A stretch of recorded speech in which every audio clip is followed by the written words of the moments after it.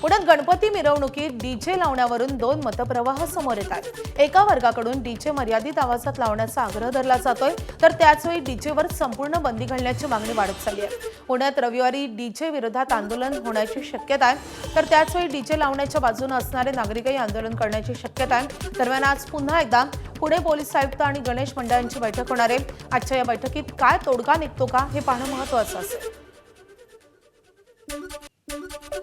DJ, plasma, pressure feed या संदर्भात जे प्रेशर मीड या विषयात जे काही सगळ्या चर्चा चालू आहेत, मला असं वाटतं की याच्यामध्ये गणेश उत्सव मंडळाचा कार्यकर्ता म्हणून आणि लोकप्रतिनिधी माझी एक भूमिका नक्की आहे की हा उत्सव लोकांचा आहे, आपल्याला लोकांना सोबत घेऊन हा उत्सव साजरा केला पाहिजे।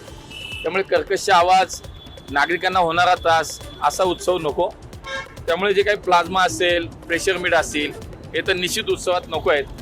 केवळ शेवटच्या दिवशीच्या मिरवणुकीवरती आपण ज्या पद्धतीने चर्चा करताय, 10 दिवसाचा गणेशोत्सव, देखावा, पूर्वतयारी याच्यावरती कोणीही बोलत नाहीये आणि केवळ गणपती मंडळ आणि गणपती मंडळाचा कार्यकर्ता याला ज्या पद्धतीने आरोपीच्या पिंजऱ्यात उभं करण्याचं काम आपल्या माध्यमातून काही मंडळी करतात, हे चुकीचं आहे असं मला वाटतं। धीरजजींनी आता जो मुद्दा मांडला की गेल्या 8-10 दिवसात जे ईद निमित्ताने जे इथं मिरवणुका निघाल्या त्यात सुद्धा अशा मोठ्या भिंती असलेले स्पीकर असलेले हे वाजवले गेले, ते सुद्धा निषेधार्थ आहे, ते सुद्धा आक्षेपार्ह आहे, ते सुद्धा चुकीचं आहे। या आवाजाने कार्यकर्त्यांपासून सामान्य पुणेकरांपर्यंतच्या कानाच्या शक्तीवर परिणाम होतो, कायमचं बहिरत्व त्यांना येतं।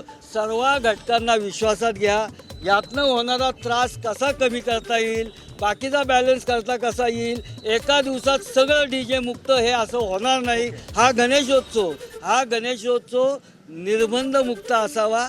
स्वातंत्र्य आहे तर स्वैराचार नको, निर्बंध मुक्त आहे म्हणजे बेधुंद नको, ही माझ्यासारख्या कार्यकर्त्याची भावना आहे। धर्मस्वातंत्र्याच्या नावाखाली हे सुप्रीम कोर्टाने अनेक निर्णयात सांगितलेले आहे। लेटेस्ट तुम्ही पटना हायकोर्टाचा डिसिजन बघा। धर्मस्वातंत्र्याच्या नावाखाली आम्ही सार्वजनिक ठिकाणी लाऊडस्पीकर वाजवू, आम्ही रस्त्यावर अतिक्रमण करणारे मंडप बांधू आणि रस्त्यावरून मिरवणुका काढून जो रहदारीसाठी बांधलेला आहे रहदारीचा अडथळा करू, याचं समर्थन आम्ही धर्मस्वातंत्र्याच्या नावाखाली करू, तर ते होऊ शकणार नाही। दोन वेगवेगळे मुद्दे आहेत। धर्मस्वातंत्र्याला आम्ही तुमचं स्खलन स्वातंत्र्य म्हणून मान्य करतो, पण त्या सबबीखाली जर तुम्ही आमच्यावरती ध्वनी प्रदूषण आणि रहदारीचा अडथळा हे जर लादायचा प्रयत्न केला तर ते आम्हाला अजिबात मान्य नाही।